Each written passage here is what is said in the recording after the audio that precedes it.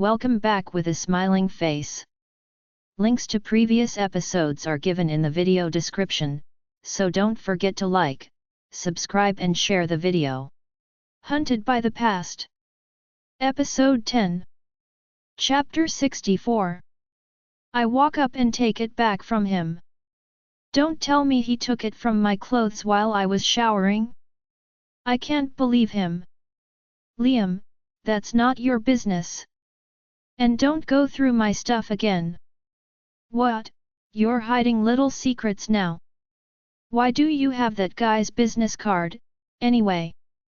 So, he can see what's written on it. Couldn't the witch have hidden it from other people, too, like her letter? Seems like not. How do I explain this? I know Liam is really good at keeping secrets, but gosh, he is good at spying, too. Moreover, there is no way I'm telling him about the witch, he is the one supposed to hunt her down. Someone gave it to me, I mumble. Oh, really? I wonder who? Gosh, can't he be less curious just for once? And while he's at it, drop that stupid smirk of his, too. I know there is no way he is going to let this go, so I might as well give him something else to think about instead of telling him about the witch. Okay, I was thinking of going over to talk to their alpha. His smile drops immediately and he crosses his arms, looking a lot like Damien when he is unhappy. Nice. Did you completely forget the part about them killing intruders on the spot? Because I'm pretty sure I mentioned it something, like, 20 minutes ago. You said they hated you guys. Doesn't mean they will be as hostile towards me. They don't like strangers at all, Nora. Do you really think you can just walk in there and try your luck? I think you're being a tiny bit overconfident here, princess. Liam, it could be the solution. And you said it, I'm a princess, a royal. Maybe that will help. He rolls his eyes. Nora, even I am not that crazy. And you? You are a princess, but you are still a 5'2", underweight, 18-year-old girl who learned how to control her wolf not 2 months ago. This is not like an alpha fight, this is you running into a freaking dead end. I cross my arms, annoyed at him. For the record, I'm not as thin as I used to be, and he knows this isn't a matter of size either. I'm disappointed.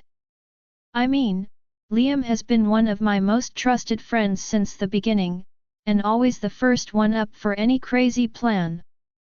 I mean, isn't he the reckless one among of his brothers? What? You don't trust me now? Liam. I trust you, Nora, but this is suicide, and I'm not a big fan of that. Wait till my brother kills me, too, if I leave you to go there alone. You think Damien handcuffing you to the bed was unreasonable? Wait until you see how he punishes me. Well, now that he mentions it, I wasn't really thinking of going alone. Actually, I was thinking you could come with me. Excuse me now. He looks at me with shocked eyes, but I'm still not giving up. I really think this might help. I try to make a pleading face, putting my hands together and stepping closer. Please, Liam. You know Silver City like no one, and all the packs would let you on their turf. All except for the Sapphire Moon clan. And they don't let me in, I just sneak in, Nora. Most of the time. What you're asking me is, what about Lysandra Jones? You guys are on good terms and her clan is an ally of the Sapphire Moon. Liam shakes his head. No, Nora.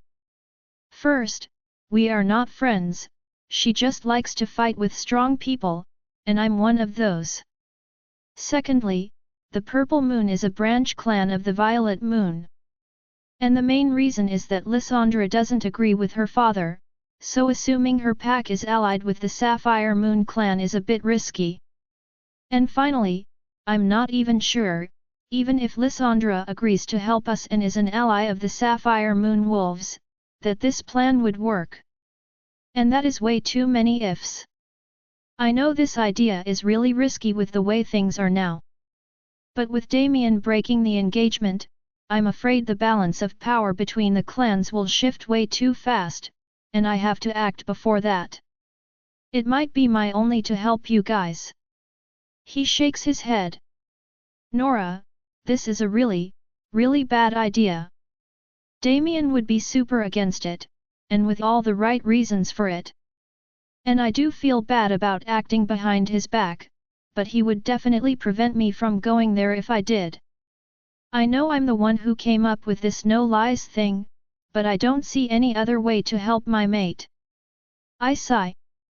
Okay, let's talk again about this later. You think about it, please, Liam. You better think about it, too, Nora. Like a really bad decision you should not make.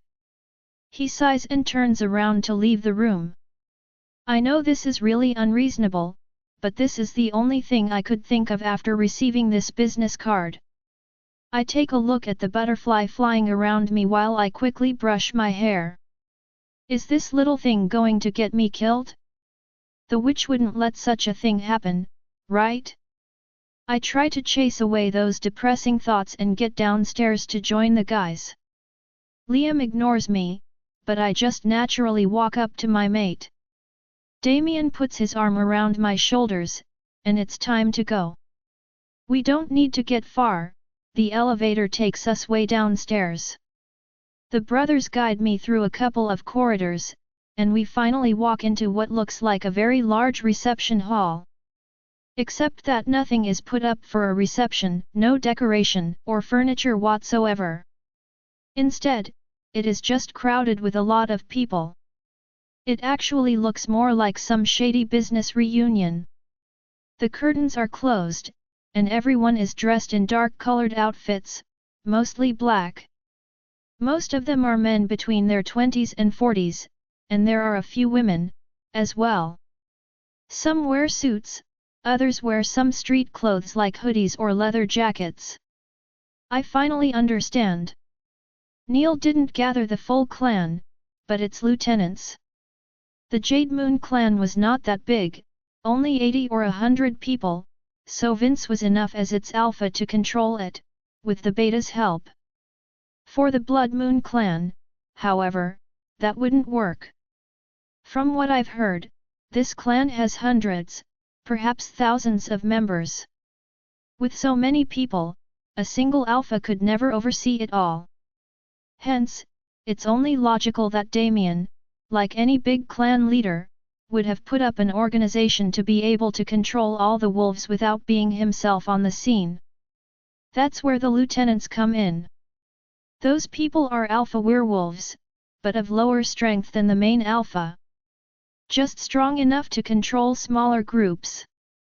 I take a look around, and that seems about right. Headhunters, top fighters, family heads, GG leaders. Every single person in this room is an alpha, leading its own smaller pack, but moving under Damien's orders. I realize as we walk in. All of them react to my mate's presence, willingly lowering their heads in respect, calling him boss.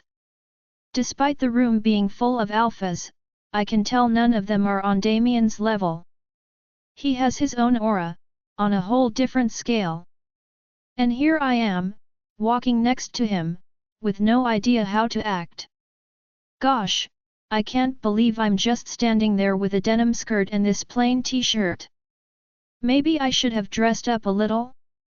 I feel awkward facing all the lieutenants with their serious looks in this casual attire. Damien walks up to a small stage, where all of them can see him. Taking a quick look, I try to estimate how many people are there. Maybe about 100 or so. How large can the sub-packs be, then? Some of them look really young, maybe my age or so. They don't look childish at all, though, more like punks and street GG people. Gosh, This really looks like some mafia gathering. Hi, everyone. Apparently, Neil already filled you in, so let's go over this quickly, says Damien. From today on, no more favors for the Gold Moon clan. They overstepped their bounds and we are to make them regret it. To my surprise, most people in the room cheer or applaud, and a couple of them whistle in appreciation. Are they really happy about pissing the Gold Moon clan off? I like that, boss. Yells some guy with a large beard. Let's ditch those money suckers. Who do they think they are? A few more people are heard before Damien growls. Immediately, everyone goes silent again, all eyes focused on him. A woman with a black leather jacket raises her hand. What about King, boss? The engagement? Judging from the young missy next to you, I bet you got better options. Damien smiles and takes my hand gently before making me face the crowd with a fierce look. I found the best one, Vane. All of you, meet Nora, my fated mate. A few seconds of silence follow his words when all eyes turn to me, and all of a sudden, the cheering starts again, 10 times louder this time. People clap their hands, and congratulatory words are flying all over the room. Finally. We're so happy for you, boss. The lady is a real beauty. Blessed Moon Goddess Mother, a fated partner for the boss. I can't believe all these people are genuinely happy for us. Aren't they disappointed I'm not of a powerful family, or as pretty as Alexandra King? Do they think I have some great backing they don't know of yet? I blush, embarrassed by so many people cheering for our relationship. Damien pulls me back next to him, putting his arm around me in a showy manner. Once again, the crowd calms down as soon as he gestures it. From now on, Nora is my one and only partner. The engagement with King is no longer a thing, got it? Don't let the Gold Moon clan use it, anywhere. No more favors, no more special treatment. I see the alphas wearing black suits all nod. They are giving off a businessman feel. They are probably the ones handling businesses and dealing on a daily basis with the Gold Moon clan. Damien then turns to the side with the most street young alphas. I don't want them anywhere on my territory. Let them all know they are not welcome anymore. No more coming unannounced, no more going through our territory. If they don't like it, show them it's not up to them. A young man with red-colored hair nods. Got it, boss. I was tired of seeing them act like they own the place. We will drive them off and make sure they don't dare step in our streets again. Spread the word, Sean. And tighten up the security, from now on I want more people watching our borders. Some psycho managed to go past our defenses and go all the way to Nora's place, make sure that doesn't happen again. Sure, boss. Damien keeps giving instructions to chase the Gold Moon clan off their territory. Not just geographically, but they also start talking about land property and corporate actions. None of this I can help with. Meanwhile, I notice a few people looking at me with curious eyes. Well, I kind of dropped in out of the blue, so that would be logical. They probably wonder where I came from, how I met Damien. But surprisingly, no one dares to. They listen to Damien's order religiously, sometimes bickering among themselves on what the most effective strategies would be. From my perspective, no one seems really worried about what would be coming next. All that matters to them is the boss's order. 100 alphas, all gathered in one place and listening to my mate with no discussion. I feel like this is the first time I'm really witnessing with my own eyes the extent of Damien's influence. Chapter 65. The meeting actually takes longer than I expected. Though Damien's orders are clear and some of the lieutenants left right away, a lot of them stayed to ask him about some border issues, the rogues, or how they should handle business deals. I'm able to follow what they are talking about, but it's not my place to talk. I notice a few of the lieutenants still look at me from time to time. I go to sit aside with Liam and Bobo, leaving Nate and Damien to handle the clan issues. But to my surprise, 5 people walk up to us. I recognize the woman who spoke earlier, and Sean, the teenager with a large hoodie. 3 other guys are with them. One is wearing a completely black suit and glasses, like an office worker. The one next to him has a completely different look, with a leather jacket and tattoos all over his arms. I'm pretty sure this one is a biker. The last guy looks pretty normal though, with a casual outfit and a beard, except for the large burn scar on half of his neck. "Hello, Miss Nora. I hope we are not bothering you, we just wanted to pay our respects to the future Luna," says the woman, vain. "Bothering me? I'm just sitting next to the wall, doing nothing." I get up to salute them. What am I supposed to say? This is a bit awkward, but they act really polite and respectfully, so I do my best. "Oh, thanks. It's nice to meet you all, I'm Nora Blue Moon." "That's a really pretty name, young lady." "Nice to meet you, I'm Joshua Hale, in charge of the 5th Avenue and North Highways," says the biker guy. He gives me a handshake with his gigantic paw, and a big smile. Next to him, the teen just nods, his hands not moving from his hoodie's pocket. "Sean Pierce. I'm in charge of Rock Park and all the dark alleys a lady like you shouldn't go." "Hello, Miss Nora.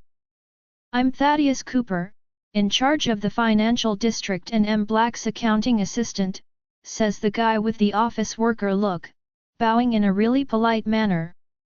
Those 3 have literally nothing in common, except for their alpha rank. The last man gives me his hand, too, and a gentle smile. "Isaac Graves. We have met before, but I was in my wolf form, at your fight against the Jade Moon Alpha. A beautiful fight, by the way. So, you're Nathaniel's beta, right?" I ask, suddenly remembering where I heard his name before. He smiles and nods. "That's right, I'm honored you know who I am. And I'm Vanessa Brooks, in charge of South Main Street and the South Border. You can call me Vane, everyone does." I shake hands with the woman. I feel like I've heard her name before. Her face reminds me of someone, too, but I can't remember who. She is tall, with brown hair, probably about 30, and is one of the only people in the room to not wear only black, but a red leather jacket. She gives me a warm smile. "We are happy you're here, Miss Nora. The boss has been looking everywhere for you, you know, so we were curious. It's good to finally see you in person. You guys know about this, too?" I ask, surprised. The biker guy, Joshua, laughs really loudly. "Everyone here knows. The boss gave orders a few years ago. Find a teenage girl, blue eyes, black hair, a scar on her left eye. And here you are. Thank God. If the boss really married that king, I would have killed that WE, grumbles Sean. Well, you won't need to get things that far, seems like the boss will take off things after all, says Isaac. I was surprised, earlier. Are you guys all against that woman? I mean, this alliance with the Gold Moon clan should be full of advantages, I ask. They look at me with surprised eyes. Sean rolls his eyes, but Vane gives him a slap behind the head right away, telling him to watch his attitude. It's actually Thaddeus who clears his throat before answering. Putting the financial benefits aside, Miss Nora, the Gold Moon clan is certainly not a popular choice for the clan. Their wealth is mostly due to a long history in Silver City, not smart business decisions. If I may say so, their wealth went up naturally, but their banking establishment is barely fairly managed. The alpha is a nutjob who just got lucky, mumbles Sean. Well, you may put it that way, says Thaddeus. It's as the guys said, Miss Nora. The Gold Moon clan may be rich, but that's it. They are not good fighters, and certainly not smart either. They just act like they are. Same goes for Alexandra King, she acts like she owns every place she goes, but she can only talk as long as she got her purse in hand. If anything, she is the queen of disrespect and nobody here likes that. I nod to Vane's words. So, this is why everyone was so happy about Damien's announcement concerning the engagement's cancellation. Joshua smiles to me once again. We may have submitted to the boss, Miss Nora, but we are not ready to accept anyone as the Luna. But you look like a fine young lady, and if the moon goddess chose you as the boss's pair, I'm all for that. That's right. And we already know you're a decent fighter, too. A lot of us heard about that fight, even if we didn't go. I would like a Luna who's not a wimp. This time, it's Joshua's turn to slap him behind the head. Watch your words when talking to the future Luna, punk. Don't touch me. You want to fight, fatso? Growls Sean. The two of them start growling at each other, but Vane grabs them by the collars and pushes the two guys away like kids. Okay, enough you two. If you want to fight, take it outside. Sorry, Miss Nora, those guys tend to get overexcited quickly. We will leave you now, but if you need anything, don't hesitate, you can count on us. She takes the two guys, still bickering at each other, away, trying to separate them, and Isaac and Thaddeus follow closely behind them after telling me goodbye. I feel Liam coming up to me, and he gives me a quick smile while watching them leave. They're good guys. And super loyal to my brother, too. They all look very different. Well, Damien gathered a lot of people from different places. Isaac and Vanessa's families used to belong to our father's clan, but they sided with us as soon as we rebelled. Joshua is a former rogue, but he is a good guy, so my brother allowed him in the clan. Thaddeus is a weird guy. Formerly of the Gold Moon clan, actually, but he left them after a big fight, from what I heard.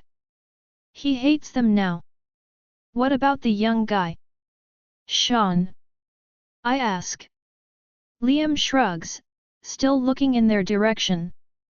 Apparently, Joshua went to discuss with other people, and Sean is sitting against the wall next to Vane, his hood hiding his eyes. Sad story. He grew up in the streets, as an orphan. No one knows where he came from, but he's a real little punk. A really good fighter, too. He tried to take my brother down a couple of times, says Liam.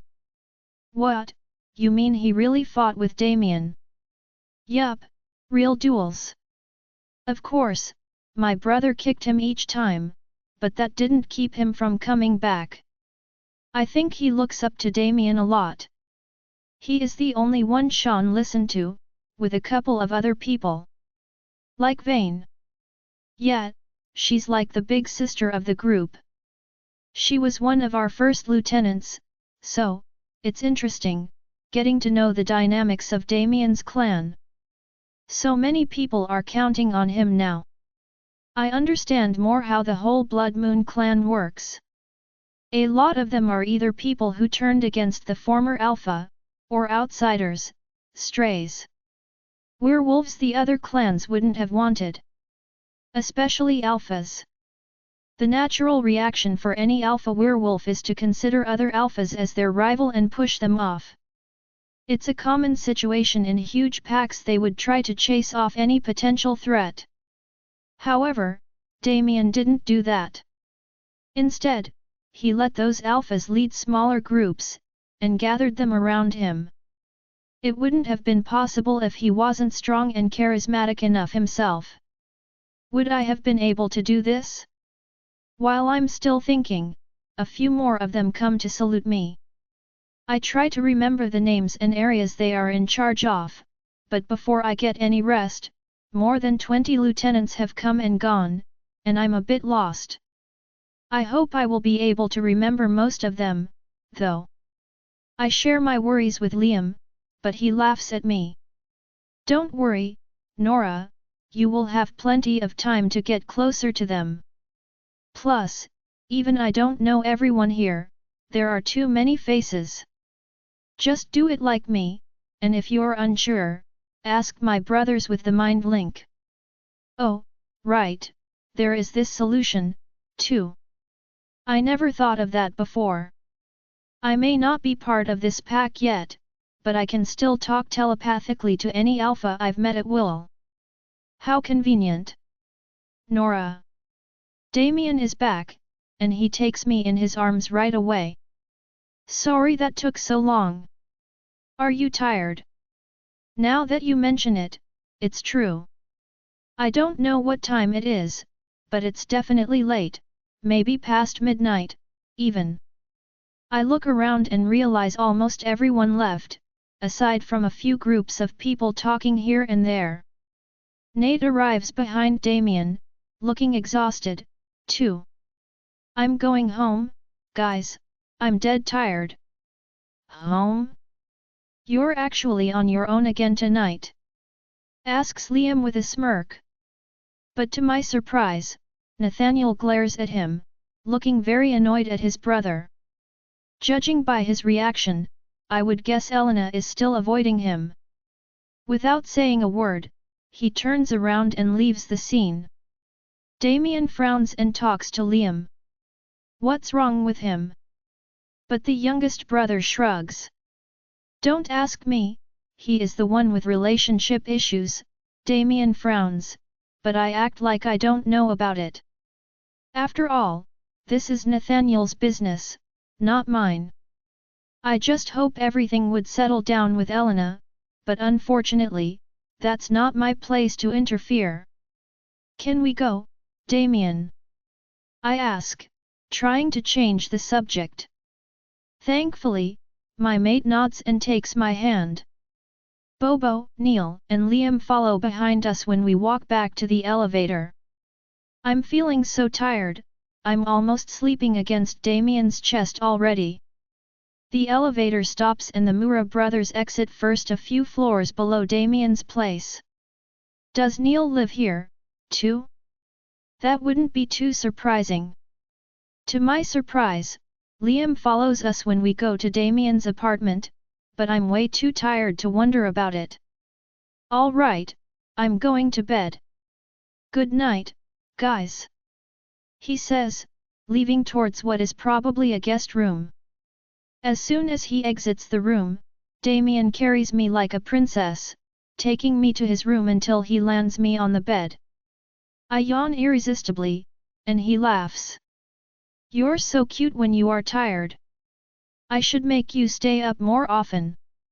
No way, I need to go to work tomorrow. Gosh, work. Can I go back to work after what happened? Damien doesn't discuss it, and I wonder if he actually heard me. He exits the room for a minute, and I head to his huge wardrobe.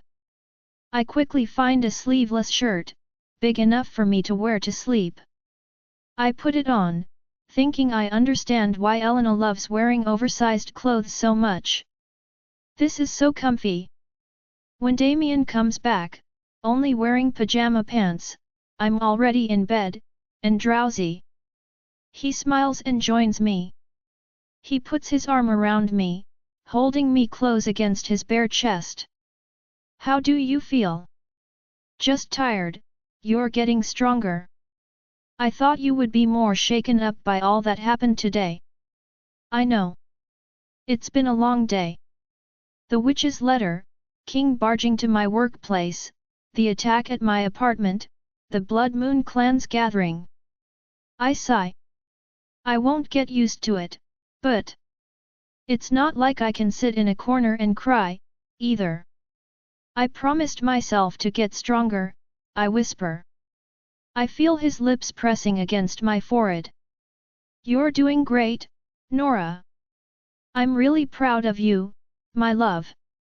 Next time, I want to introduce you properly as my Luna. I wonder what next time he is thinking about, but before I can ask, I'm already far away, lost in my sleep. Chapter 66. I open up my eyes suddenly, feeling completely awake. I find myself still in Damien's embrace, in the very same position we both fell asleep. It's still nighttime behind him. What time can it be? I wonder why I'm awake so early. I don't feel like moving, though. It feels so warm under the blanket, and I'm surrounded by my mate's smell. We are so close. When we are next to each other like this, I'm not scared at all. On the contrary, I feel safe like never before. So why do I get so scared when Damien wants me? It's our mate. Very softly, I caress the dark tattoo on his neck. The Blood Moon clan's black crescent moon. Once I'm officially his mate, will I get one, too? Yesterday, a lot of the lieutenants had theirs in obvious places. I wonder where I would do mine. Liam, Nathaniel, and Bobo all have it on their chests, and Tanya has hers on her arm. My fingers go down on his torso, careful not to wake up my man. Sometimes I forget he is 6 years older than me. He is a full, grown-up man, while I still feel like a child. I don't find myself desirable. I'm thin, with barely any curves. Not to mention my scar. Maybe that's my main problem. I don't see how Damien, or any man, can find me attractive. Marcus considered me like a toy, an object for satisfaction. Somehow, am I afraid Damien will do the same? While lost in my thoughts, I sense Damien moving next to me. He takes my hand that was wandering on his chest, and brings it to his lips to kiss it without opening his eyes. Sorry. Did I wake you? No. What are you thinking about? I feel your wolf is worried. I don't know how to say this. And I don't want to worry him, either. We both stay silent for a while, and I would think he went back to sleep if it wasn't for his thumb gently stroking my hand. Do you think you would have loved me if it wasn't for our bond? Yes. His immediate and definite reply takes me by surprise. But we were just kids, that's not when I fell in love for you. I liked you as a child, I cherished you, but I really fell for you at the hospital, when we met again. As a man, attracted to a woman. Mind and body. How strong and fragile you were at the same time. I loved that, he whispers gently. Mind and body. Yes. I told you. I can wait, but I still want you, Nora. I was thinking that I'm not desirable. He opens his eyes, looking at me for the first time today. He moves, shifting to stand on his arms above me. He leans to give me a long, deep kiss. Slowly, his lips take mine over, and I respond unconditionally. When he stops, he is smiling again. Moon Goddess, you are desirable, Nora. That's why I want you so bad. He goes down, landing soft kisses on my neck, and I feel one of his hands grabbing gently my waist. I let him do so, without moving, just closing my eyes and enjoying this. Is it because it's Damien that this feels so good? I'm shivering under his lips, but it's from pleasure this time. I don't feel any fear, just this slow fire burning on my skin wherever he touches me. I can tell he is hesitating, watching my reactions. But I really am not afraid the slightest this time. So, I put my hand on his neck, gently stroking his hair while his kisses keep coming. I feel his large hand adventuring lower. He caresses my leg, my bare skin shivering under his fingers. Damien is deliberately acting gentle and cautious, and I love it. But that fire under my skin is not calming down. I caress his cheek and come to claim a kiss from him. He seems a bit surprised, but he doesn't resist it. His fingers go up again, shifting from my leg to my waist, under the shirt this time. I gasp and don't resist it. I can barely breathe, this is so intense and thrilling. I claim more of Damien's lips, and I feel his hand hesitate a bit before he starts fondling my BT. Oh, my gosh! Damien's hand is really touching me this way, and I like it, I really do. So much that I hear my own breathing accelerating on its own, and my heartbeat quickens without warning. This is how it is supposed to be. Thrilling, intimate. Something we both really want. I gather my courage and start kissing his neck, right where his tattoo is. I can feel his reaction, a shiver of pleasure. His hand runs through my hair, grabbing it and playing with my curls between his fingers. The other hand leaves me, to adventure further down. Damien. Nora.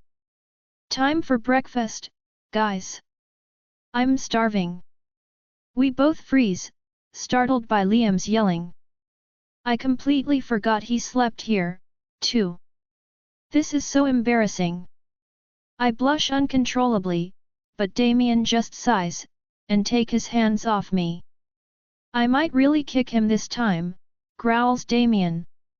I can't help but chuckle a bit at his annoyed expression. Liam is so. Oh, well. Never mind.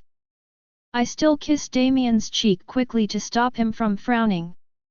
My mate growls a bit, but he eventually sighs and kisses me back. He doesn't get up right away, though, but instead leans on the side to look at me, his fingers still playing with my hair. You looked okay. I felt more than okay, actually.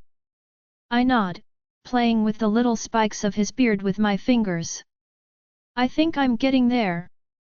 That's really good to hear, then. Stay in bed a bit longer, I'm going to take a shower really quick and then we can feed that annoying brother of mine. Okay. He gives me another kiss before going, a proper one this time. But I can't go back to sleep now, I'm still way too awake and excited. Instead, when Damien leaves the room, I reminisce what just happened. I can't believe we just almost. If it wasn't for Liam's stomach, we may have. The places where Damien's hands touched are still hot. Is that what making love is all about? It felt like my heart was about to burst out. Yet, I think I wanted more, and it would have been okay not to stop there. Gosh, since when did I become so confident? Hey Nora, Bobo's here. He got you some clothes. Oh, right. I completely forgot about yesterday's events. Most of my clothes must have been ripped out back then. Did Bobo manage to find something he could save? I get up and check my appearance in the mirror. Aside from being a bit red, I guess I look fine. The wrinkled t-shirt and messy hair can be attributed to the sleeping, anyway. I get out of Damien's room while the shower is still running, and find Liam and Bobo in the salon. Hello, sleepyhead. Hey, what's with those rosy cheeks? Don't tell me you and my brother got naughty so early. Gosh, and nosy Liam. I ignore him and walk up to Bobo. He is in his human form, wearing some baggy pants and a hoodie. He opens up his arms and I hug my best friend, happy to see him. Hi, princess. I got you some new clothes. He hands me a large bag with the name of a brand Tanya loves on it. All I remembered from that brand is that they only had 3 digits price tags. New clothes. I figured you wouldn't want anything that Sicko might have touched, so Tanya did some shopping for you last night. You can just text her if you need anything else. He is right on that one. I don't even feel like I could step into that apartment ever again. I inspect the bag's contents, but as usual, Tanya played dolls with me. At least she is definitely starting to know my tastes. A lot of those clothes are ones that I could have picked myself or in colors I like. Thank you, Bobo, this is perfect. I grab a set of underwear, a winter dress, and black thick tights to go with it, and I go back to Damien's bedroom. What about me? I don't even get a morning hug. Yells Liam from the living room. Have you changed your mind yet about going to the Sapphire Moon clan? Nope. I still think this is a really bad idea. I had hoped he may have thought it over overnight. Seems like I was wrong. When I come back, Damien is out of the shower and busy buttoning his shirt. He gives me an interrogating look since he probably heard Liam's yelling. You're giving him the cold treatment? He asks with an amused smile. Just for a while. He is too annoying sometimes. I can only agree with you on that. I take a quick shower and get dressed. I put on my favorite jewelry, the earrings Bobo got me and Damien's necklace. Once I'm ready, I join Damien, and we both head to the living room. Liam is busy playing on his smartphone, and Damien takes it from him. Hey! I was about to finish that level. Liam, listen. You are accompanying Nora to work this morning. You just have 2 hours of classes today, right? Yeah. Can I skip them? Damien clicks his tongue, and Liam forgets about skipping his classes right away. After you drop Nora off, you go to school, and then you head back to Nate's restaurant. Got it. What? I'm playing bodyguard now. Exactly. We are still looking into what happened into that apartment and searching for the intruder. So, for today, you are watching Nora, too. Yeah, got it. I am a bit surprised Damien decided to ask Liam to watch me, too, but I don't say anything. I don't believe he would make any compromise, anyway. Moreover, this way I can have Liam with me all day today and not raise any suspicions. The 4 of us have breakfast downstairs, in the company cafeteria like last time. I hope this doesn't become a routine. I miss cooking for the guys. At some point, Damien's phone vibrates, and he frowns. It's Neil, I have to go. You too, don't leave Nora. See you later, love. He gives me a quick goodbye kiss and runs off upstairs to his office. As soon as Damien is out of sight, I turn to Liam. Liam, please. I said no, Nora. This is way too dangerous. What is it? Asks Bobo. I decide to explain to him my plan, though I don't mention the witch on purpose. Even though it's actually hard to remember to ignore the butterfly on my shoulder since Liam and Bobo can't see it. When I am done, Bobo is frowning.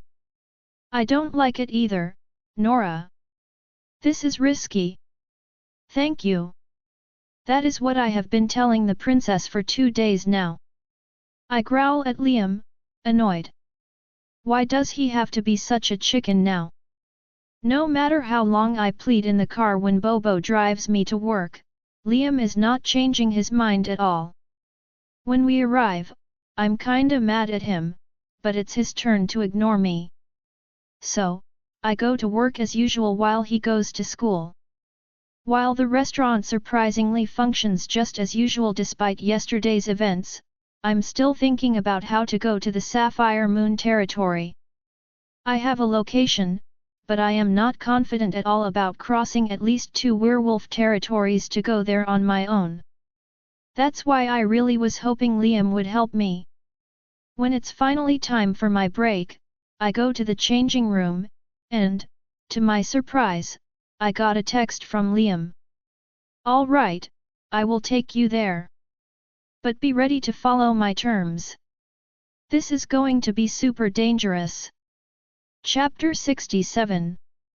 I reread Liam's text, but even with those conditions of his, that won't stop me.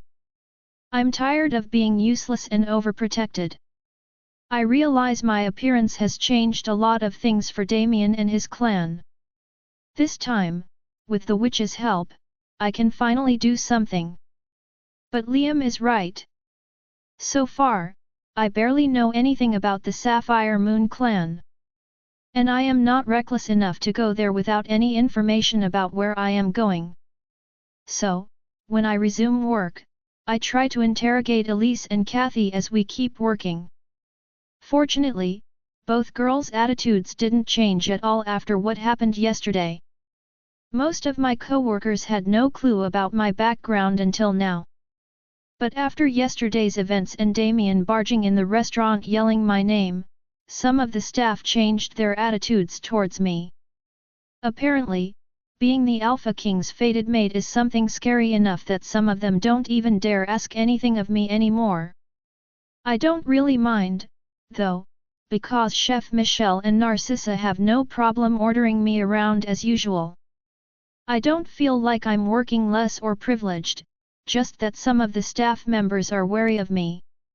I try not to mind since that is bound to happen eventually since I am with Damien. Elise and Kathy didn't hide how surprised they were, but that was it.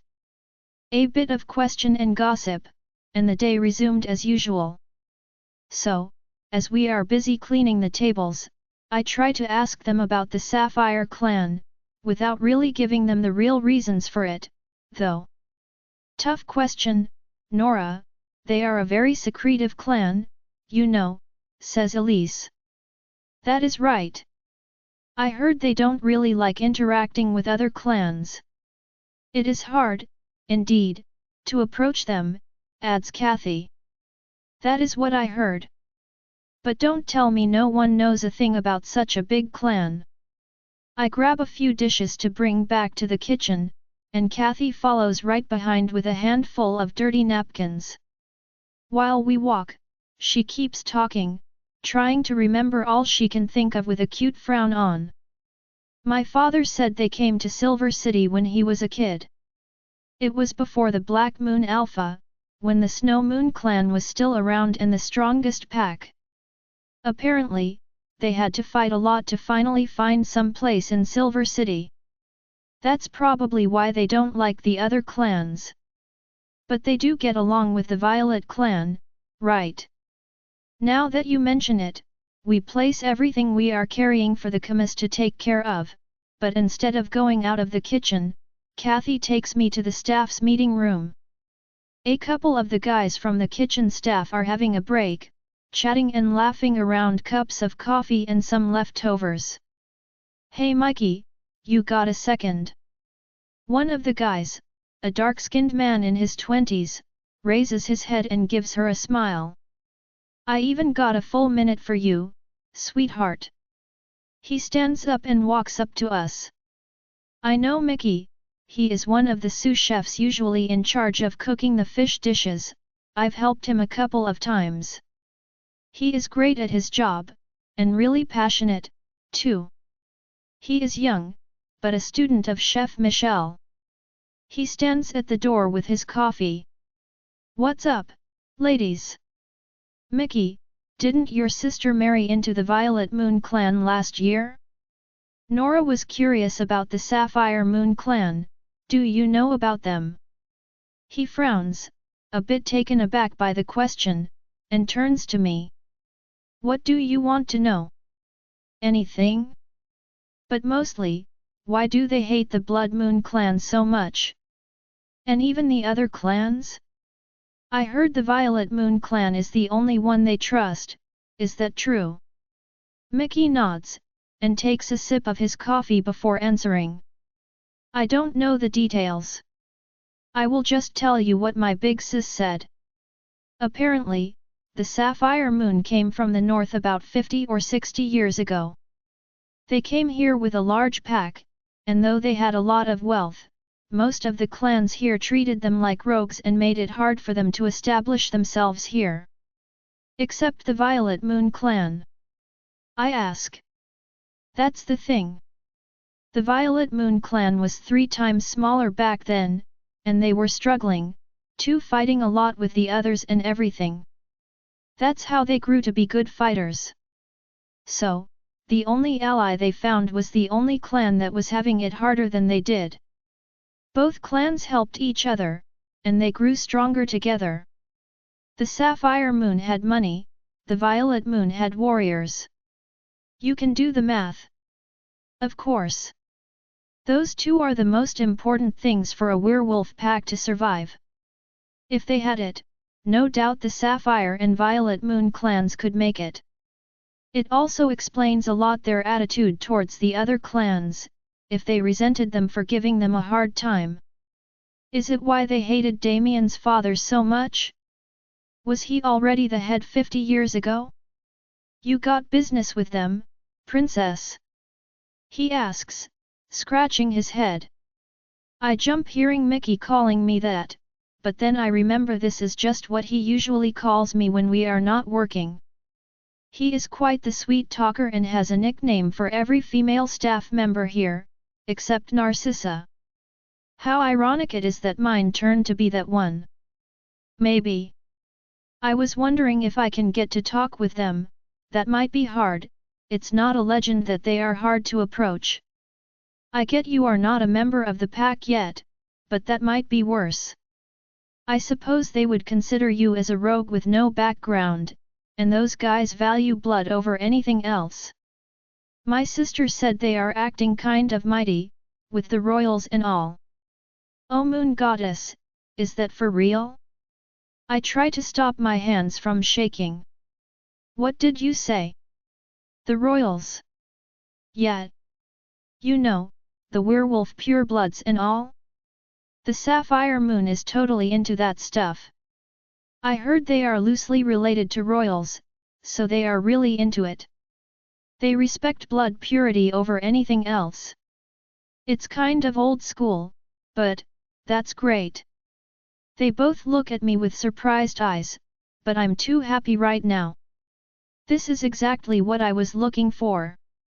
Kathy and Mickey exchange a look before turning to me. That's great. Asked Kathy, looking lost. Sorry Kathy, I guess I will explain later. But thank you, Mickey, that is exactly what I needed to hear. I give him a quick thank you kiss on the cheek and run off, leaving the two of them stunned in the staff room. I go back to the changing room, and try to calm down. The witch's butterfly acts just as excited as I am, flying all around me. Did he understand what Mickey said, too? I look for my wolf internally, and it's not hard to feel her. She raises her head as soon as I do. She is so in sync with me these days, I forget she is even there sometimes. Liam. Liam, I just heard the greatest news. The Sapphire Moon clan totally respect the royals. Do you hear that? Great. Now we can go and I am the only one who is going to get killed. Awesome. I growl at him. Can't he be a bit more enthusiastic? Liam. Don't yell in my head. This class is giving me enough of a headache as it is. Are you still not done? In 10 long minutes. Anyway, when do you want to go to Let's All Get Killed land? As soon as you can come? I don't want to delay this any longer. Plus, I don't work tonight and Damien will probably be stuck with work until late. You mean until he realizes we are gone? Well, I guess Liam is right despite his pessimism. Damien is really going to get mad at us. But I won't tell him that, so after I make him promise to come straight to the restaurant after school, I call Bobo. He is not happy about my plan either, and clearly concerned about my security, but he doesn't stop me as long as he can come along. When my shift is finally over, I'm kind of worried, because though Bobo has arrived with the car, Liam is not there yet. Why would he be late now? His class ended long ago, and his high school is not that far either. I'm nervously playing with my necklace pendant while waiting. Bobo is acting as usual, texting, probably Daniel. If he is not here in 10 minutes, we should know can do, princess. I turn around, and to my surprise, Liam is finally here. I notice he doesn't have his backpack or anything. He walks up to us with a confident smile. You are late. Where have you been? Did you go home to leave your bag? I ask. Liam shakes his head. No, I dropped by my girlfriend's place to leave it. His what? I stare at him, dumbfounded. Even Bobo's jaw drops. Since when do you have a girlfriend? Liam tilts his head, trying to look innocent or cute, I can't tell. For a while, actually. What? I can't have one. But you never said a thing about having a girlfriend. I never said I didn't have one. It's just that you and my brothers don't ask. So, both Damien and Nathaniel have no idea either? Liam is even sneakier than I thought. I stare at him, not knowing what to say. I can't believe this guy has a girlfriend and never said a thing. Bobo frowns, really surprised, too. Since when? A few months. But don't ask any more, my lady is really shy. What, so you won't introduce her to us? You could at least tell us more. I have to admit, I'm feeling all curious now. Liam pretends to ponder for a while, a bit annoyingly I should say, then he gives me a wink. I can't, sorry. Anyway, didn't you want to hurry up just a while ago, princess? We should get going, the sooner the better before Damien unleashes all hell on us for this suicide mission you got for us. Chapter 68. Despite my curiosity about Liam's girlfriend, there was no way I would delay our trip to the Sapphire Moon clan to learn more about that.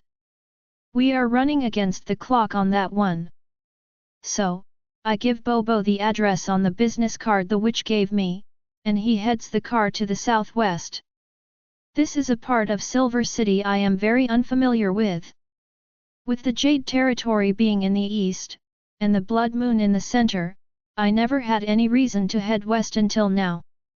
Judging from where we are headed, the closest I probably ever got to that part of town was probably when fighting with or against the Sea Moon clan, located in the southeast. The Gold Moon clan is located in the west, right? I ask Bobo. He nods. Right. Their territory is not that big, but they have several establishments in the city, too, on the Rising Moon clan's turf.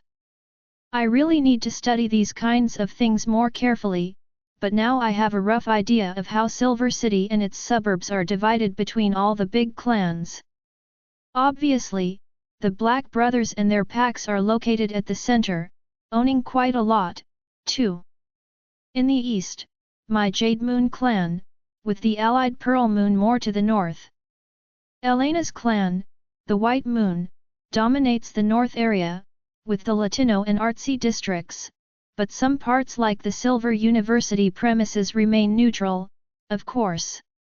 The south, on the contrary, is larger and divided between the Sea Moon Wolves, focused on the sea border, the Violet Moon, and the Sapphire Moon.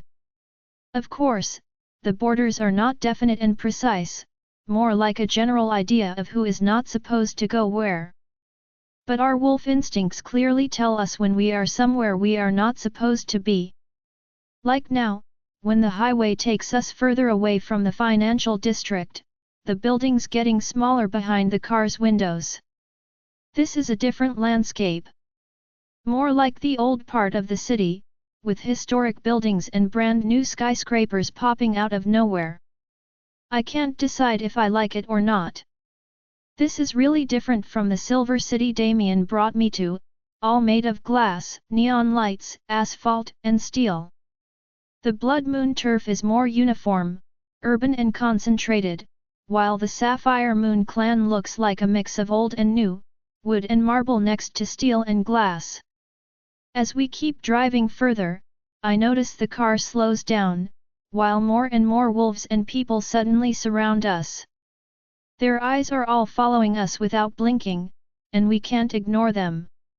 It is to the point where Bobo has to pull the car over, and we get out. We are probably just at the entrance of it, but driving any further into their territory would have been too imprudent. As we step down, a lot of the wolves that were following and a few people immediately rush towards us, all of them growling loudly. A sturdy woman comes forward, looking very pissed. Are you kidding me? How disrespectful is the Blood Moon clan to actually step into our territory unannounced? Are you prepared to get killed?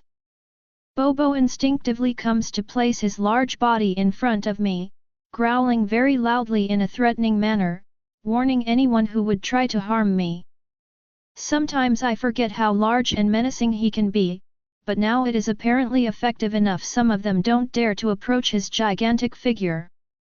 Liam, with his alpha instinct, is not holding back his growling, either. I can't fear his alpha aura, but I can tell it's here, and pretty intimidating, too, as no one approaches him either. I'm the only one keeping my calm, and not impressed by all this. So, I decided to speak out for the three of us. I address the woman who spoke first. We did not come here as Blood Moon clan representatives. I don't even belong to them. Look at me, I don't have any marking. Those two just came along. A rogue, then? Do you think that is any better, young lady? Do you know how we treat strays here? Says a young guy on the side. I don't care if you consider me a rogue, but I just came to have a peaceful talk with your leaders. I have questions. This really doesn't look good, despite my attempts to look as harmless as possible. About a dozen people and wolves are circling us closely already. I can't have us attacked now, so I ignore Bobo's efforts to shield me, and address the woman. Please let us through, that is all we ask. You don't get to make requests, girl. You should go back to where you came from and be glad we are letting you go alive. Gosh, this is getting nowhere, and I'm starting to get really annoyed, too. Their gathering is not intimidating me the slightest, and all those growls are giving me a headache. So, I deliberately step forward, provoking a new wave of angry growling around me. My inner wolf, pissed at their disrespectful attitude, starts growling, too. That's right, girl. I click my tongue at them, directing my stare to anyone who is acting hostile. Enough. I ask to speak to your leader. Let us through right now, I enjoin them. A few of them, surprised by my imperious tone, stop growling or take it down a bit. Some exchange looks, lost at what to do. I'm pretty sure a couple of wolves even took a few steps back away from me. The woman has lost a bit of her confidence, too, and seems to be re-examining me with caution. She probably is struggling to know how to react. Liam mind links me at this very moment, his eyes going all around us to evaluate the situation. They hadn't realized you were an alpha, too. You surprised them. You. Which clan's alpha are you? Asks an old man. No one. I said it, I don't belong to a pack as of now. I was raised within the Gold Moon clan as a child, but got lost. The Jade Moon clan picked me up, but I never belonged to them, either.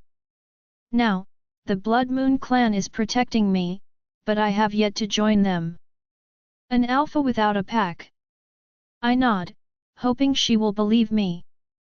She is frowning hard, and her eyes go from one member of her pack to another. It is obvious they are all mind-linking to decide what to do next. Liam is not acting as anxious as before, either. He is observing them, looking interested but calm, analyzing the situation with cold eyes. Bobo hasn't moved an inch. After a minute or two, the woman turns to me again. What are your current relationships to the clans you mentioned before? I'm getting tired of all this questioning. It's cold standing here, and I only have this much time before Damien knows where I am. My wolf agrees, and growls louder, giving them a new scare, enough for more of them to retreat.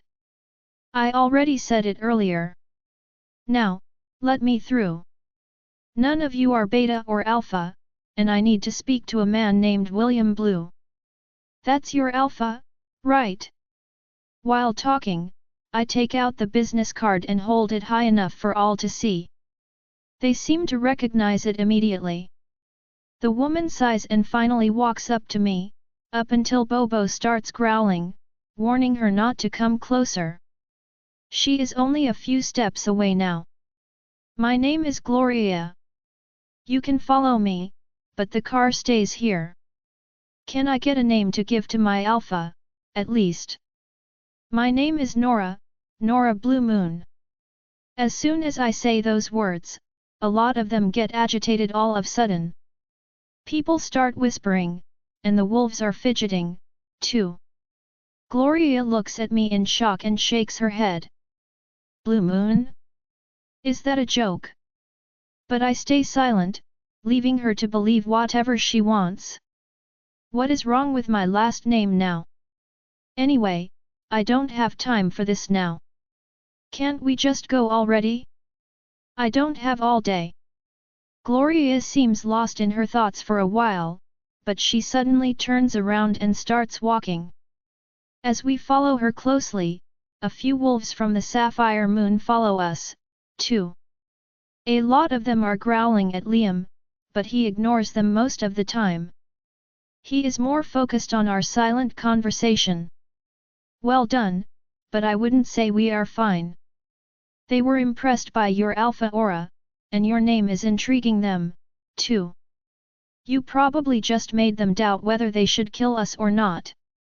I know. But at least now we have a chance at getting where we are aimed in the first place, to where their alpha is. And Damien isn't looking for us yet. Nora, I think I'm more scared about one angry Damien chasing after us than hundreds of Sapphire Moon wolves trying to kill us. Honestly, I'm pretty much the same. No matter how many people are growling and circling us, I don't feel intimidated, thanks to my royal blood. They might as well be kids cheering in the middle of a crowd. But Damien? That's another story. It actually doesn't take long until we reach a very large house. I expected a company building, but instead, this is more a family house. Not your average household, though. More like the house you could see in a magazine, sparkling white, with 100 yards large garden, a fancy pool, and a terrace.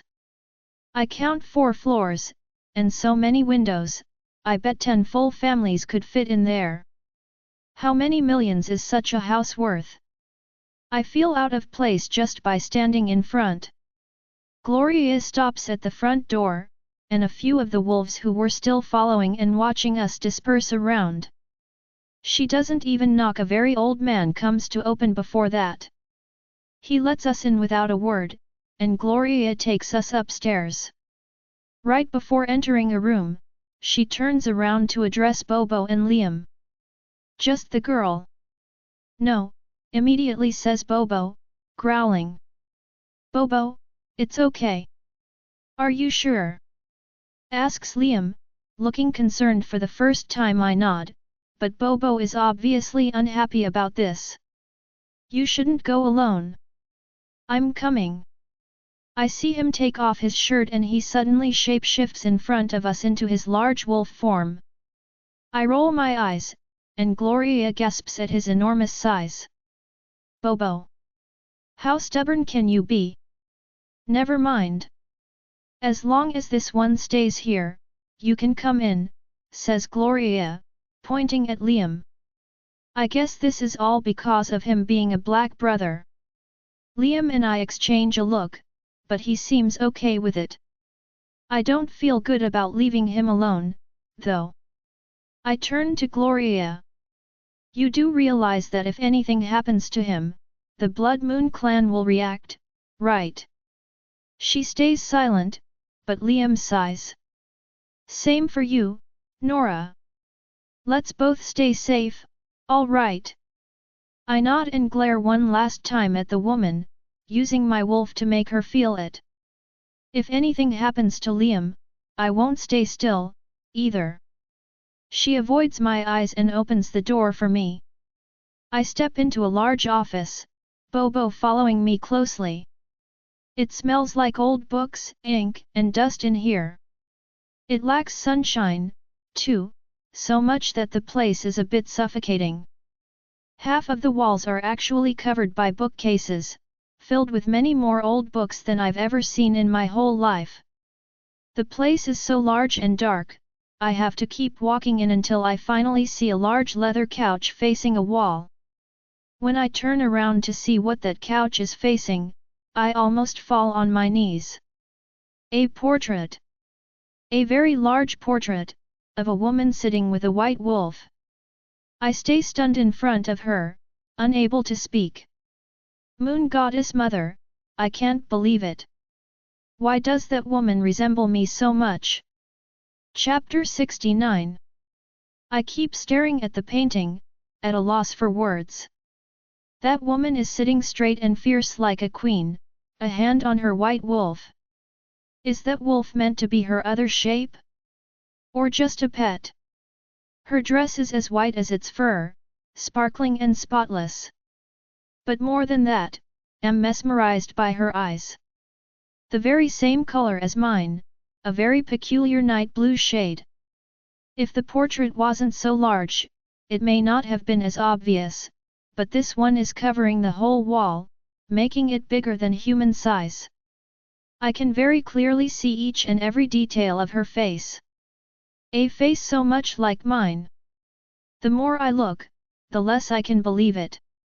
If it wasn't for a few details, this could even be taken as my spitting image. But that woman doesn't have my scar, and a few of her traits are different, too. Her nose is a bit more crooked, and her lips are thinner. My hair is a dark brown, almost black, while hers is a bit lighter, of a caramel brown, but just as curly. Wait, is that a tiara on her head? Now that I'm thinking about it, her dress doesn't look from this area, either. More like something from the previous century. This portrait looks quite old, as well. Nothing on the background can give any clue that woman sits alone against a dark blue curtain. Who is this woman, and what is this portrait? It's so imposing, with a gold frame like the one you would see hanging in some old castle. That woman looks important no matter how you look at her. But her expression is hard to decipher. She looks very fierce, but I feel like she could be very gentle, as well. Bobo suddenly starts growling, and I finally look away from the painting. I didn't notice the desk hidden in a corner. An old man is sitting behind it, staring straight at us. He looks about 50, maybe older. His hair is completely white, but long and scattered on his head, giving him an odd look. I don't like the way he is staring. My wolf starts growling, too, feeling threatened. Who are you? He asks in a very annoyed tone. No one told him? I thought the Sapphire Moon Wolves had given him information. Or is he ignoring it to test me? His alpha aura is quite imposing. Not as much as Damien, but quite close, I would say. I breathe in and turn towards him. My name is Nora Blue Moon. I came to talk to the Sapphire Moon Alpha. What do you want, child? He talks with a scorched and drawling voice that gives me the chills. This man has something scary about him. Next to me, Bobo won't stop growling, his whole body bent around me in a protective stance, so close, I can't take a step without pushing him. What do I say now? The witch guided me here, and until now, I was so focused on getting here that I never stopped to think about what I would actually say or ask once I did. Think, Nora. The clans, the war. Damien. I came to ask for the peace, Elle blurted out. This sounds so childish and stupid, even for me, the peace. Repeats the old man in a cold manner. That's right. I know you hate the Blood Moon clan, but we cannot afford any inner battles right now. Something much worse is coming, something dangerous and threatening our city. I realize how real this is as I speak, as if the danger was at our doors and ready to hit us like a hurricane. What happened was just a beginning. As she said, that other witch will strike again, and we should be prepared for it. But a war among the packs? That is not something we can afford now. But, facing me, the old man scoffs. Is that all you have to say, child? Don't you believe me?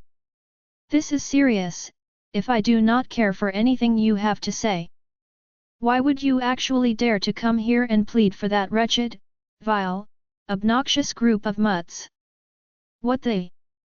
I just can't believe with how much hatred and disgust he just spat those words. I can feel my skin crawl just by hearing that.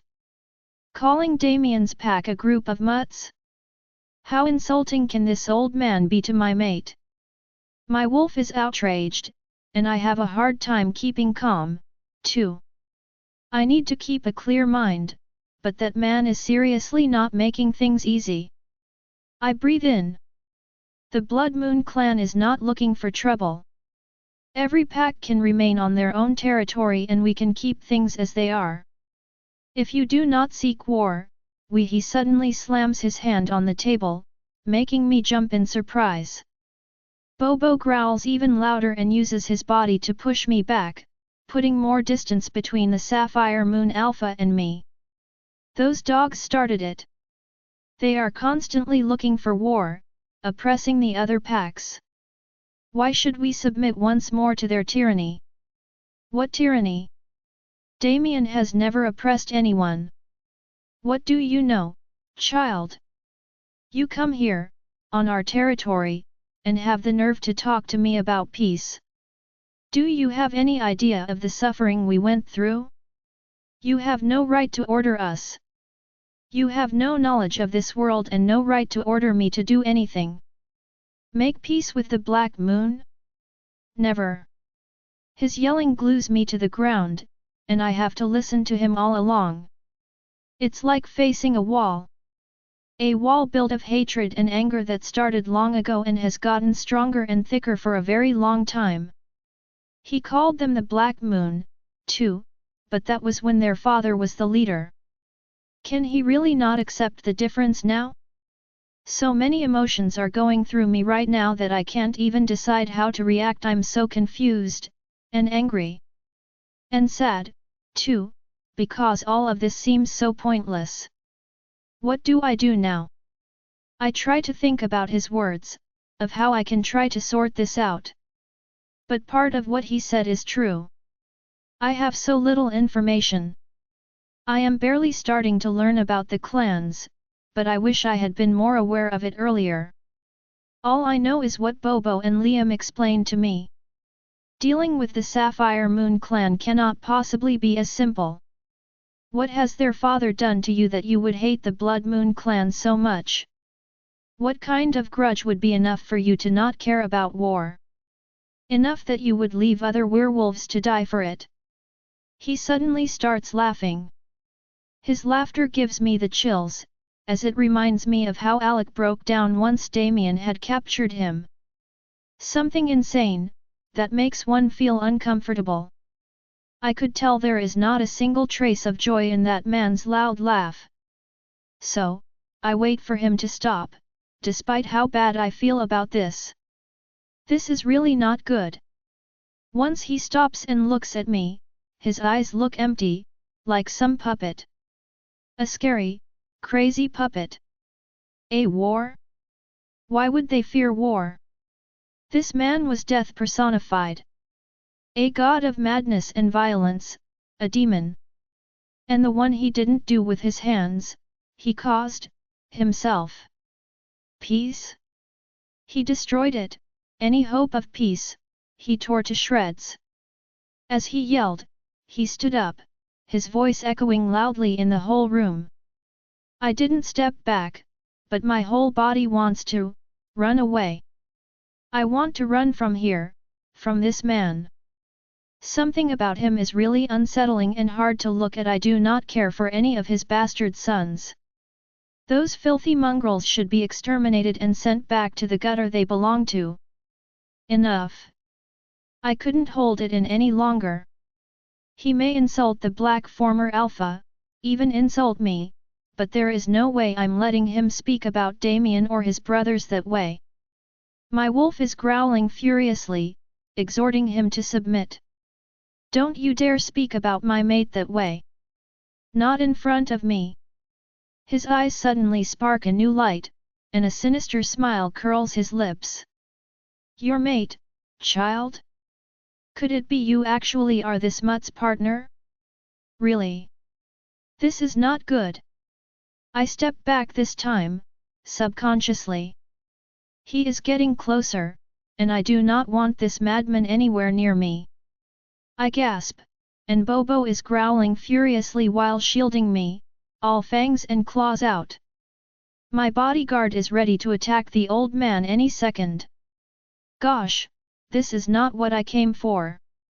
You said you are his mate, right? Damien Black's mate?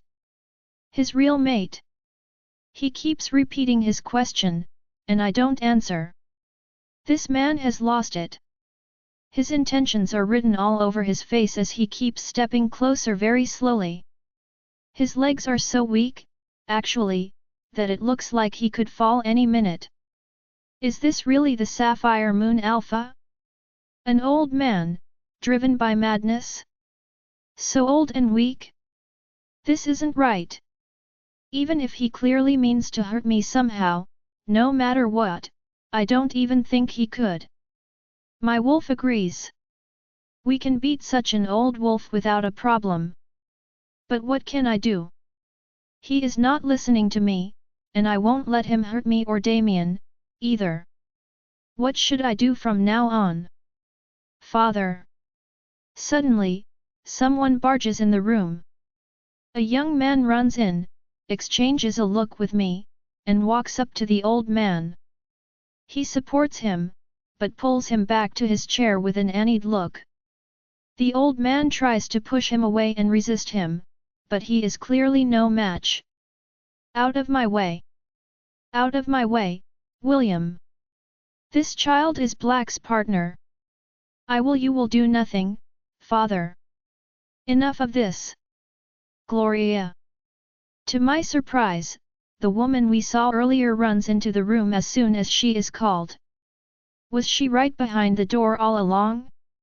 She totally ignores us and runs to the old man. The young man that just called him father looks annoyed at her, too. Take him back to his room, make sure he stays there until I am back. He says with an angry tone. I realize the chair is actually a wheelchair when Gloria starts pushing him. As ordered, she takes the rambling old man out of the room with her, but she slams the door behind them. With the three of us here, the situation has completely changed. Posted by JOBNIB. COM. Neither Bobo or I have moved, but one have no idea how to react to the guy that just came in. He seems pissed when he turns to face us. He is frowning, but I am more concerned about something else. This is the same feeling I have when Elena is around. That familiar, invisible sensation down to my stomach. He runs his fingers in his curly hair, taking it off his face. I am William Blue, the alpha of this clan. Now, who are you? I keep detailing him, trying to grasp this feeling I get. My eyes wander to the portrait again, and back to this man.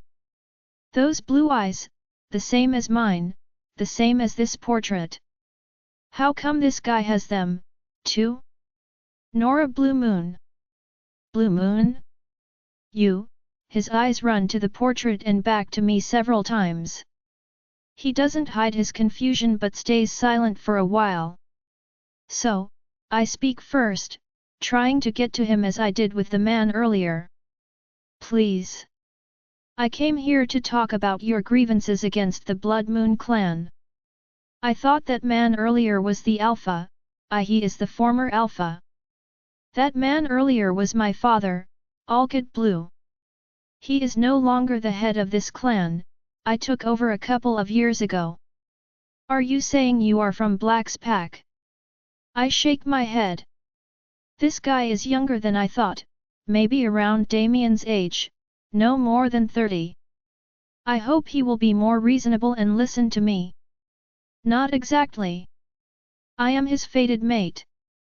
I came to his fated mate? Isn't this guy engaged to that ST from the Gold Moon clan? I can't help but roll my eyes. Yes, I know that already, as foolish as it seems. I really wish he hadn't brought that very annoying detail up. He will no longer be. That is what I came to talk about. An oath of peace with the Sapphire Moon clan. Chapter 70. He raises an eyebrow and crosses his arms, surprised. Even I am a bit surprised by my own words, but those just came out on their own. What was I thinking? An oath of peace? But the alpha seems to take it rather seriously, as he observes me very intensely. And why would his fated mate come to seek peace with us? Why should I trust you, or that man?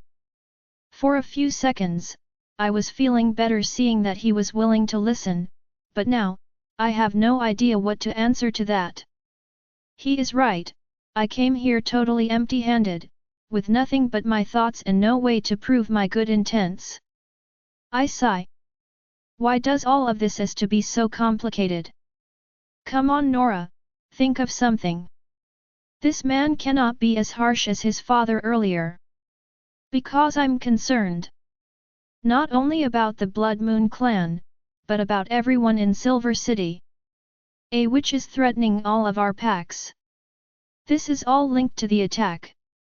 We have confirmed that those vampires were controlled by a witch, and she will try again. I came here, because if inner conflicts arise within the packs, we might be too weak to defend ourselves next time, and that is something no one wants. He stays silent for a while, and leans on the desk, staring straight at me. I can't decipher what he is thinking, if he believes me or not. I want to ask him many things, like why does he have the same eyes as me or who is this woman, but I can't for now. This is more important. After a while, he sighs. We already know a witch was behind the attacks. She was nice enough to send us multiple threats over the past few years. What? The Sapphire Moon clan received direct threats? This is totally new. What kind of threats? I ask. Dead birds, mostly, and some of our sources of water were poisoned. It started a few years ago when I was not even 10. We handled it as we could, so far, but the vampire attack was a first. Why didn't you tell the other packs? They could have helped us? Should I tell you how the Sapphire Moon clan was treated for years? Right. Back then, Damien's father was still the Alpha King, and the other packs were all struggling for their own survival. None of the neighboring clans, even if they had been willing, would have helped. This is sad, but he is right. They were on their own until now. So, this is why you didn't help when the vampires attacked. Not exactly. My father forbids our warriors to go help the other packs, but I was mostly concerned about how the vampires would move. See, all these years, that witch tried to steal something we never had in the first place, attacking our territory only. But now, she suddenly sent vampires on several turfs away from ours. I was curious to see what her aim really was, so I let it be. Wait, so you already know what she was after? He slowly nods, looking very serious. We knew it, but we never believed it. For years, we thought she just wanted something she thought we had. Turns out, what she wanted was really there, but she was looking in the wrong pack all these years. My head is buzzing as I start to understand what this all means. Pieces are falling together, and I look at the portrait once again. I remember the attack, what those vampires said. What the witch wanted, she thought the Sapphire Moon clan had it. Why would she have thought that in the first place? And as to know why she suddenly understood she was wrong, the past few weeks made it all too clear, too. I feel my legs going numb, and for a while, I need to lean on Bobo to support myself. William is watching my reactions, too, and we both already grasp what is going on. But we are still missing some clues. A silence of a few seconds follows, but the thoughts are only too loud in my head. He sighs, and his eyes go to the portrait as he starts talking again. You said you were the Blood Moon Alpha's fated mate, right? Is this the truth? The Moon Goddess paired you with Damien Black. Yes. He knew of our bond 10 years ago, but I only learned it very recently when we found each other again.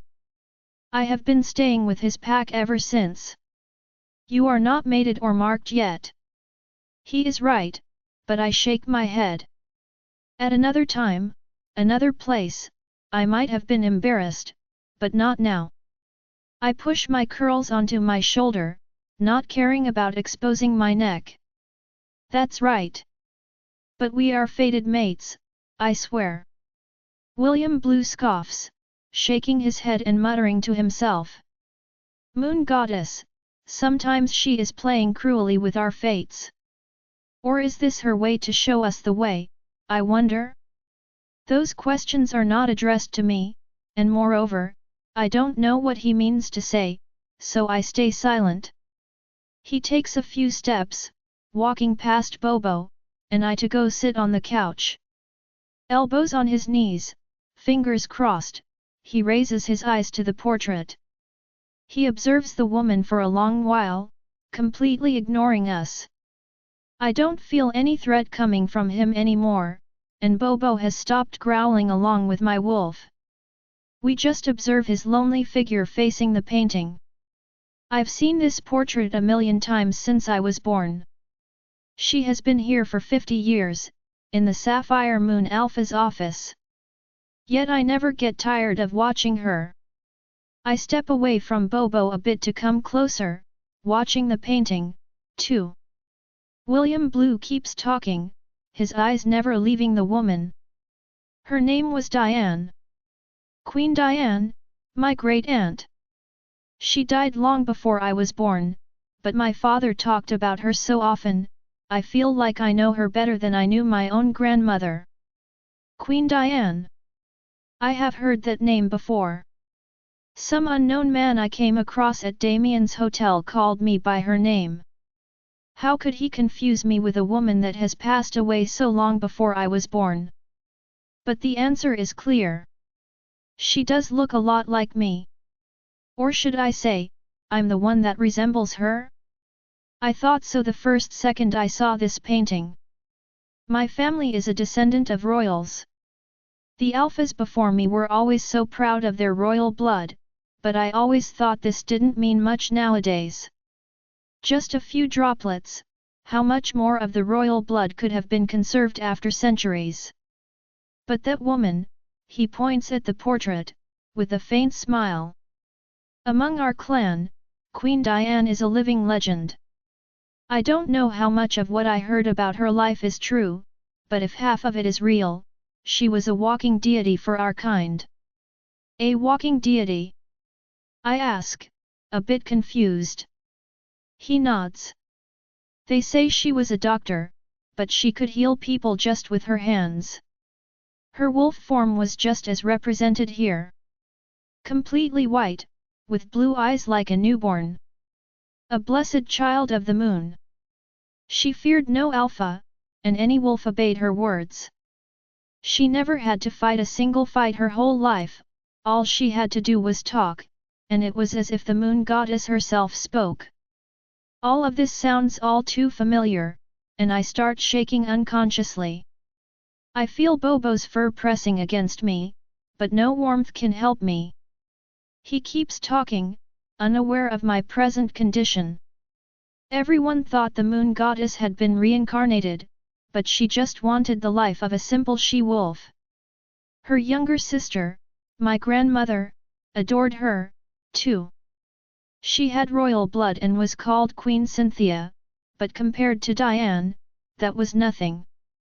But those two were as close as sisters can be. My grandmother was much younger than Diane, but her older sister aged very slowly. When Queen Cynthia turned 30, with a husband and children, Queen Diane was almost 50 years old, but she still looked exactly like this painting, young and beautiful. My eyes are fixated on the painting, trying to imagine the life of a woman William is talking about. As I listen, a feeling grows inside me, and I say it out loud without thinking. She must have felt lonely. He looks at me, a bit surprised, and nods before turning his eyes to the painting again. That's exactly what my grandmother said. Diane was always alone. She dedicated her life to others, to her pack, but she never let anyone in, as if she had some secret she could never share. But one day, she suddenly revealed to her sister that she was pregnant. William suddenly gets up, and steps closer to the painting. When Cynthia asked about a father, Diane said there wasn't any. She always said the very same thing no matter how many times she was questioned.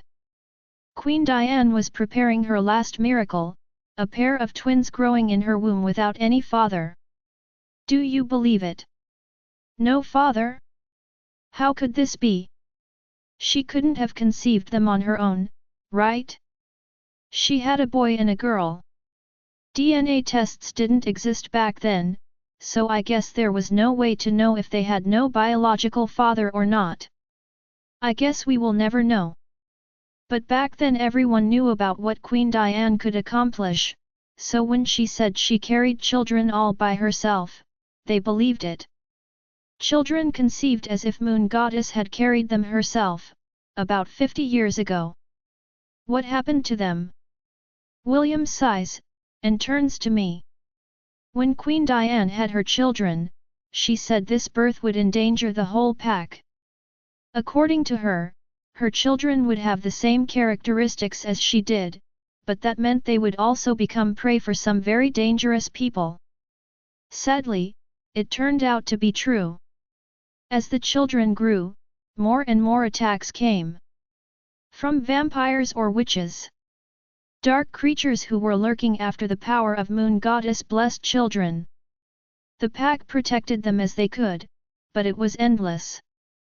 So, Queen Diane, worried for her children, asked my grandmother to seek somewhere safe, somewhere her children could grow in the middle of werewolves, and be protected. My grandmother, Queen Cynthia, listened to her and left, taking half of the pack with her. So, this is the story of how they came here. Looking for a new place to live, they came from the north, as the Sapphire Moon clan. As sisters, Diane and Cynthia had equal alpha ranks, but Diane was the oldest and a blessed child of the Moon Goddess. She was the one with the purest royal blood. So, when Queen Cynthia came here, with half of their pack, she could not pretend to be the alpha of the main clan. Naturally, this part of the pack that had come with her became a branch clan, the Sapphire Moon. I close my eyes. Something indescribable is growing in my stomach, and I can barely breathe. When I open them again, he is waiting for me to ask, as if he could read my mind. What was the original name of your clan? The Blue Moon Clan. Chapter 71. I almost lose balance. His words float in my head like an echo that won't stop. The Blue Moon Clan. So there really was a Blue Moon Clan. It was real. I came here to stop a war, but now I suddenly learn about something I was not prepared to hear about. Something about me, about where I come from. My legs are shaking. I feel Bobo supporting me, but I have a hard time taking it in. I breathe deeply, but William Blue just calmly walks past me to go back to the desk. I really didn't think I would one day meet someone wearing the name of Blue Moon. My grandmother gave up that name when she came here. Either Damien Black did a really impressive work of finding someone that looked like my great-aunt and told her to call herself by that name, or you are a survivor, Miss Nora. So, I really hope you have a good story to tell me. A good story? Does he mean about my origins? But I don't know anything. Aside from what Alec told me a few weeks ago, I'm completely at loss. Whether it's about my mother or my birth, I don't know a thing. Shouldn't he be the one to tell me more? And why would I be called a survivor? He can't mean. I stare at him again, completely at loss. Wait, what happened to the original clan? To Queen Diane, and her children? I want to ask what happened to my mother, but those words won't come out. This truth hasn't fully sunk in yet. He shrugs. You tell me. You came all the way here to introduce yourself with that name, so I want to know what you know. But I don't know a thing. I yell out of frustration. But it is the truth. I only gathered pieces about my birth that turns out to be fake or wrong one after another. Now that I finally meet someone who could finally tell me where I really come from, who my birth mother really is, he suddenly wants to hear from me? Moon Goddess, this is impossible to bear. I just came here to ask why you guys resent the Blood Moon Clan, my mate's clan, so much. I had no idea I was related to your clan at all. All I wanted was to find a way to stop the war between the clans, and a way to stop that witch. I never imagined this was all linked to me. At some point, I started crying, and I feel Bobo is worried for me. He pokes me gently with his nose, but the tears won't stop. All the stress and the emotions are overflowing right now, and I can't stop it. Nora, where are you? Oh, Moon Goddess. Damien. I completely forgot. How long were we gone for? He is already looking for us, and I didn't manage to do anything yet. He must have felt my distress, too. I am fine. Stop it, neither you or your wolf sound fine. Tell me where you are right away. What is it? William Blue noticed my expression, and can't understand why I suddenly held in my tears. I wipe them away clumsily and shake my head. My mate is looking for me. He frowns, visibly confused. Damien Black? How can you know if you are not part of his clan? That is an ability of mine. I can communicate with other alphas as long as I've physically met them before. Or you lied about not belonging to him yet. If I was lying, could I do this? I use my wolf's inner voice, but I don't bother to hide how annoyed I am, and he subconsciously steps back in surprise as soon as I mind link him. It takes a few seconds for him to get it, but then he regains his composure quite quickly. Interesting. This ability must be quite handy, I imagine. You still haven't said a thing about the Blue Moon clan. He shakes his head. I don't trust you just based on a physical resemblance and a name. Even if I do, there is no way I would rely on a man like Damian Black. Damian is not his father. Doesn't mean I can trust him, either. What tells me he would willingly work with us? Because he would do anything to protect me. My words echo in the room for a while, leaving a heavy silence after them. I used my inner wolf without noticing, but I don't care who heard me. I'm running out of the time and this man is being so annoyingly stubborn. I try to calm down and ignore Damian's angry voice in my head to turn to face William. If I am right, and if what you said is right, then this witch is most likely after me. My father gave me the name Blue Moon, he had to know who my mother was. I am a child of the Blue Moon clan. Those twins, Queen Diane's children, were born 50 years ago, you say? Look at me. I look like her, and I have so many of Queen Diane's abilities. I even have the same wolf form. And I am 18, the twin girl must definitely be my mother. My birth mother, my real mother. I catch my breath, trying to regain my composure, and step forward as I keep talking to him with a pleading voice, trying to convince him. That means I'm probably a descendant of Queen Diane, her grandchild. A blessed child of Moon Goddess. The witch attacked you because she thought I would naturally be with the Sapphire Moon clan, but now she knows I'm not. I showed my wolf form in public weeks ago, when I was fighting another alpha. Right after that, vampires attacked, coming after me. She knew where I was. She won't go after your pack anymore, you guys are safe. And I promise I will make sure Damian doesn't fight with you, either. Even if everything you said is right, didn't your mate promise an alliance with the Gold Moon clan? Forget the witch, what is their aim, other than ganging up on us? When 2 powers out of 3 allies themselves, what do you think happens to the last one? I have nothing to answer to that. I know Damian feared an attack from the Sapphire Moon clan most, but what can I say? The Gold Moon clan probably sought this alliance first, and now it does seems like the Blood Moon was getting ready to get rid of their pack. I shake my head. I don't trust the Gold Moon clan. But I don't want to see any fights arise right now. He shakes his head. We hate the Black Brothers, but we never started a fight in the first place. I am not my father, either.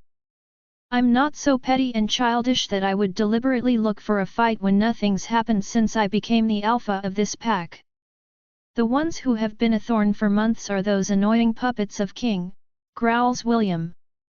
Wait, what does that mean?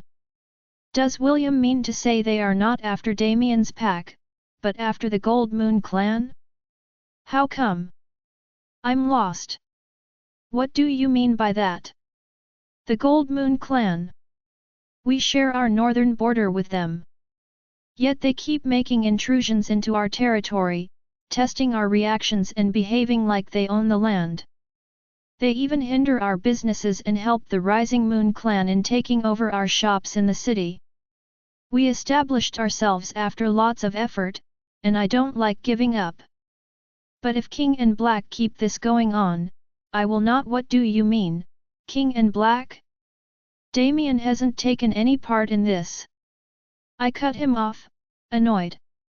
William Blue stays silent, but it's obvious he doesn't believe me. What is going on? From what he says, it looks like the Gold Moon clan has been bullying them for months. And why would Damian's name be associated in this? Gosh, I really hope he is wrong. I try to think of something, but Damian's voice is echoing like the thunder in my head. Nora. Nora, tell me where you are right now. I see Bobo's head lowering more and more, and Damian and Neil are probably giving him hell right now. I sigh, and my wolf faintly growls at our mate, a bit annoyed, too. Stop yelling. I will meet you in 15 minutes, at the Sapphire Moon clan border. Bobo is with me, I'm fine. What are you doing there? Just come and get me. After that, I ignore him again, turning to William. How can I convince you? Convince me. I need you to trust Damien and me. I don't care about the Gold Moon clan, I don't want anything to do with them. But the Blood Moon clan is not what it used to be. Damien has no desire to fight with others. He observes me silently for a while, then tilts his head. Wow, with his curly hair falling on his temples, it makes it so obvious he has some of my features. His skin is darker, though, and he has some differences, like his square jaw and larger chin. You are not going to convince me you are our princess. I roll my eyes. Honestly, I don't really care about being a royal or not. I only learned a couple of weeks ago that my birth mother wasn't the one I thought. All I want to know is where I come from, and what happened to my mother, who she was, and why did she have to give me up. But at the moment, I'm more worried about a fight between the packs, and calming Damien down. I will ask later. I see. Well, I heard you, but I won't make any decision yet. So, you're free to go. That's it. He heard me, and that's all? Why do I think this is all a bit too easy? But he just stays there, looking calm like everything is perfectly fine. Thanks, I say, a bit hesitantly. With Damien's voice echoing in our ears, we really have to go. As Bobo and I go to exit the room, I take one last look at the portrait. To think this woman is probably my grandmother. I can't think too deeply now, though we have to go. But when I open the door, to my surprise, the corridor is empty. Where is Liam? I turn around to William, but he is still nonchalantly leaning on his desk, staring straight at me. Oh, I forgot to mention, we are keeping the young boy black. What? Why? Liam? Liam, where are you? Hi, Nora. Well, you are not going to like it, but I'm pretty sure I've just been kidnapped. They gave me some cookies, and well, I got pretty drowsy after that. Liam Black, are you telling me you just let someone poison you? Not poison, sleeping drugs. I still feel drowsy, actually. Where are you? No clue. It's all dark in here. But it smells nice. Who cares if it smells nice? He just got captured and he doesn't sound alarmed at all. And we just left him alone for barely 20 minutes or so. How careless can he be? Liam, I'm so going to kick your wow, language, princess. And just so you know, that is what my brother has been yelling for 5 minutes in my head right now. He is still scarier than you. Hey, are those brownies? Stop eating the food, Liam. Damien is coming in 10 minutes. You have to come with me. Release Liam. Why would you keep him? I ask William. As a token of goodwill from Black. The oldest brother, I mean. A token of goodwill? He just literally captured Liam. That just all looks like a very not funny joke, and is giving me too big of a headache right now. How will I explain this to Damien? The three of us came here secretly, and now Liam is supposed to stay there. I can't have the youngest black brother captured now. I unleash my exasperation at William. What token of goodwill? We never agreed to this. William frowns and walks up to me. When he is close enough, he reaches out his hand to me, and Bobo growls, but there is no animosity in his gesture. I wait to see what he will do, but to my surprise, he just takes one of my curls between his fingers. He stays silent and looks at me eye to eye. I can tell he is detailing me, looking for any facial feature that may betray me. But no matter how much he looks, I'm not fake. I do look like Queen Diane, and that's not of my own doing. And I even look a little bit like him, too. After a while, he sighs and whispers, so low only I can hear it, consider it an exchange, then. Our princess against his brother. I look at him, surprised. So, he acknowledges it. That I am not lying? That I am a Blue Moon Clan child? It's... I don't know what to think of it now, but this is big. But his blue eyes don't leave me, and I can tell he has made his decision. He really does think the same. That, wherever I came from, I am a descendant of Queen Diane. I slowly step back and get ready to leave. I'm too choked up by my emotions to add another word right now. I grab Bobo by the collar, pulling him to come with me so he will stop growling at William. We have to leave this place for now, before Damien causes havoc. Nora. I stop and turn around, surprised. William is standing at the door of his office, his hands in his pockets, looking at me with an indecipherable expression. Gosh, he really does look a bit like me, with his curly dark hair that stops at his shoulders, and his blue eyes. He waits for a few seconds and suddenly blurts it out. Lillian. What? I look at him, confused. What is he talking about? He sighs. Your birth mother, Queen Diane's girl child. Her name was Lillian. Join our Facebook and WhatsApp group for more updates, link is given in description. Rest audiobook will be continued in next episode.